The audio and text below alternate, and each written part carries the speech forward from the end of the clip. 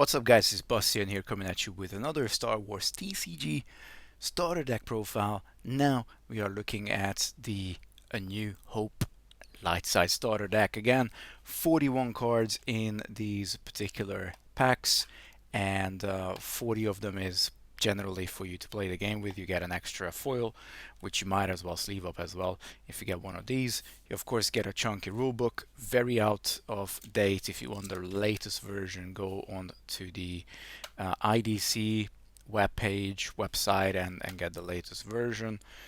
You can also get a bunch of fan sets, but yeah, I kind of like the actual stuff. So let's have a look at this light side starter deck from A New Hope.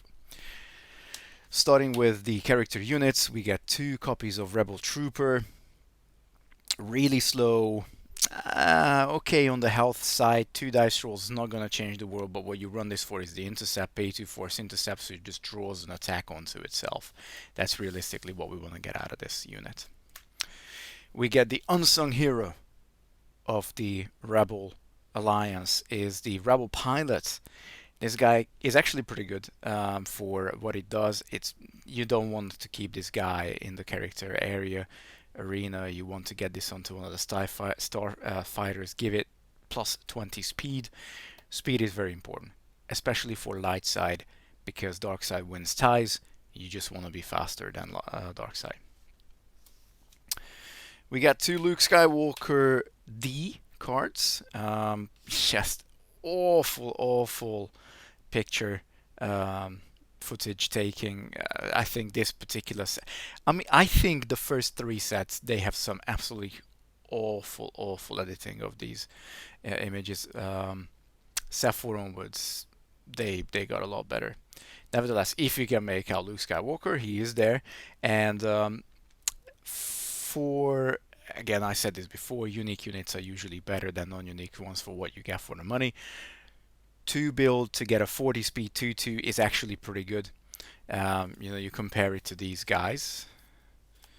Yeah, way better than any one of these two. Naturally, he's Luke Skywalker, what do you expect? But also, he's really good on speeders. Plus 20 speed for a speeder and critical hit 2, as long as it's attacking a creature. So bear in mind that you have to attack a creature to get that critical hit too. But that plus 20 speed again is pretty cool, and that is where I would definitely take a very basic starter deck for light side, is to try and be faster than dark side. And this is the full you get. Beautiful Obi-Wan, Luke Skywalker card. I mean, yeah, a Luke Skywalker card.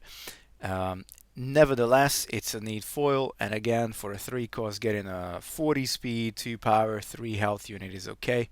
As long as you have another Jedi in the character arena, Luke gets plus 2 power, and you can pay 3 evade 1. So that's pretty neat as well. And again, remember, you can stack. So you can make one of the Luke on the top a little bit more powerful. Then we get a Rebel Crew Chief. This is a pretty neat card. Just put extra build counters on a partially built starfighter. That can be pretty neat. That can be pretty powerful. Just get more space units out. This is one of the rares you get in this deck as well. We also get 2 different Obi-Wan cards. Let's start with Obi-Wan G. Pay 2 force, evade 2, pay 1 intercept. As I said, it's pretty neat, but it's fairly basic. It's at 3, so what do you expect? 30 speed 4/4. The Vaders are better, is what I'm gonna say. But then this guy is the spit image of the foil Vader you get in the dark side starter. Pay 2 evade 2, pay 1 intercept. It's a 45/5. So yeah, it's not too bad. It's a little bit like Vader is 50 speed, but it can still take on the battle. And that's it for characters. Moving on to ground units, we get 1 Sorusub V35 Courier, the most vanilla unit probably you're ever gonna get. 2 cost 32/2, and that's about it. But it is a speeder, so you can put Luke on it, give it plus 20 speed, so now it's a 52/2. The dark side deck does have the Dianoga, so technically you can. No, actually no, because it's the Dianoga is a character, so you don't even get any benefit of that, Luke, because the dark side deck doesn't have any ground creatures. Oops, that's a little um, little issue between balancing these two decks, but never mind. Anyway, we got 2 copies of Rebel Squad, pay to intercept, 2 cost 22 it is again just cannon fodder, really is what it is. The second rare is Luke's Speeder. It's actually not too bad, as I said, with the unique cards, unique units. In fact, for 3 costs you get 50 to 2, or you can discard it and put 3 build counters, one of your partially built space units. Which is pretty cool because you get the investment back you put into Luke's Speeder. That's nice. The challenged champion of this deck is the Income T16 Skyhopper. This deck is pretty good in this deck actually, because you get a 3 cost, very good speed. It's usually gonna beat the ground units that you get in the dark side deck, and it's got accuracy 1, so +1 to each of this unit's dice rolls. It is a speeder as well, so you can get Luke to hop into, make it a 70 speed. Accuracy 1 is, yeah, it's pretty cool. Just make sure you don't lose that Luke, so you have somebody down with intercept. We also have a Rebel control post here. You can tap it, look at the top 5 cards of your opponent's deck, choose a number of space unit cards, and basically your opponent has to discard them. Rest goes back on top in any order. If you could give this intercept, I would, because that's pretty much all that it really achieves in this deck. It's got a big butt with that 4 health. I mean, yeah, I see the point of this card, to like kind of just don't allow your opponent to have as many space units out, but there's only 1 card in a 40-45 card deck. Chances of hitting that are very, very low. And then the best beefy ground unit in this deck, 7 cost, 40 speed, 7/7. If you want to play a game of starters and run this up against the dark side deck, you kind of want to draw into this to even stand a chance on ground.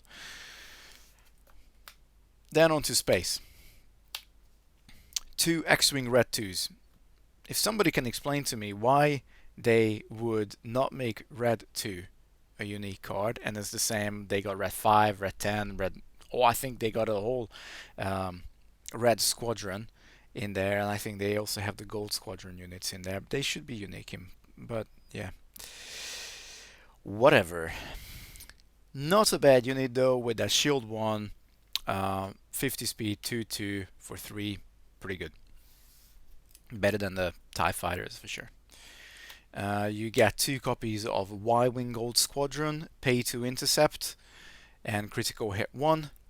It's easy to miss the critical hit 1, because of course the intercept reminder text takes up a lot of space. Never mind. It's a solid unit for 5, 40 speed, 4/4 with the pay to intercept and the critical hit 1. Yeah, I think this is a very decent space unit. And then we have 3 copies of the Kamikaze X-Wing Red 1. Again, not a unique unit. For 5 build, you get a 60 speed 3/2, and you can give it +3 dice rolls if you're okay to basically kill it after the attack ends, because it deals 2 damage to itself. It's only got 2 health, so it's the Kamikaze Red 1. Then we got 2 copies of the X-Wing attack formation. This is probably a little bit too expensive for what it does, but it does have pay to evade 1. It also has critical hit 3. It's a 6 build cost, 50 speed, 4/4. I'm not saying it's a bad card, and you're obviously gonna find areas where you can use it, but it is not a starfighter, so you know, it kind of loses out on getting the rebel pilot on it, for example, because it is a squadron. But it is nice to have a pay to evade 1 in space, nevertheless. Evade in space is always, evading any zone is always good, so there you go. And then finally, last but not least, I actually quite like this one. Does have a big drawback though, but yeah, another Rebel Squadron, 8 cost, 40 speed, A8, critical hit 2, but it does get -1 power for each damage counter on it, and we don't really have any heal effects in the deck, unfortunately, which would be really useful to keep this guy around a little bit longer. But I do love the image. Um, I think this was one of the good additions from the special edition, and yeah, I do like this card for some weird reason. On to battle cards. This deck doesn't have any mission cards. The dark side deck does. This does not. Starting with the two light side battle cards, we get stabilized deflectors, and for how much? 2 force, each of your starfighters gets shields 1. Again, bit of a problem that it doesn't give it to your rebel squadrons, but you can give it to the little kind of not, yeah, the little ones that not gonna survive anyway. I really don't know why you really would want to give these guys shields. I mean, they all have 2 health. What are they gonna achieve with shields 1? Not much. If this gave 1 shield to your squadrons, I think it would make a hell of a lot more sense in this deck. Nevertheless, it's in it, and it's an uncommon.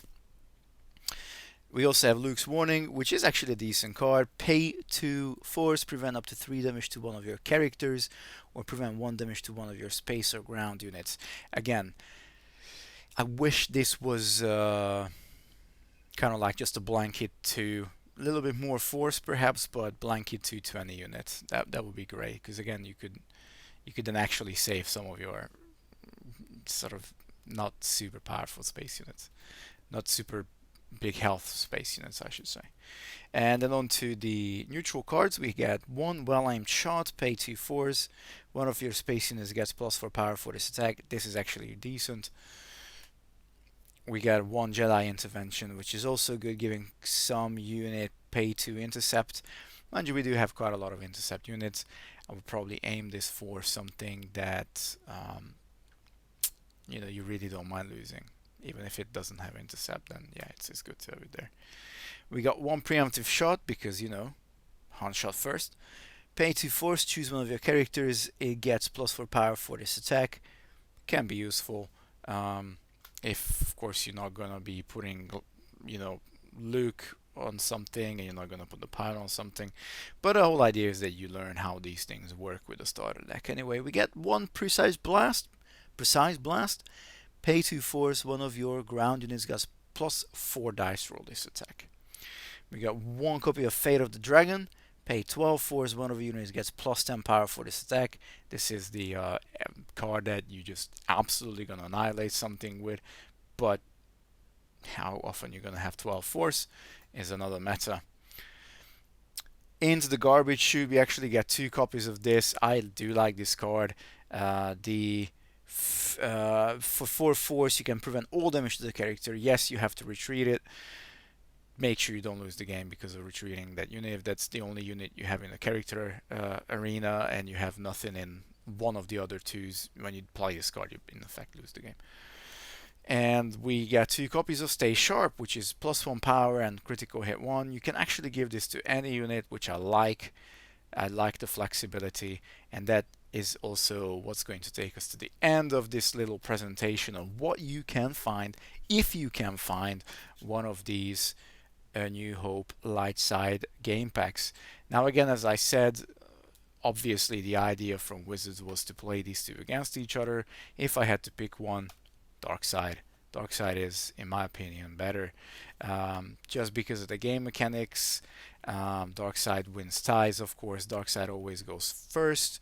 And Light Side simply doesn't have all the counters. And Dark Side can even, mess with your force. How you gonna play Fate of the Dragon?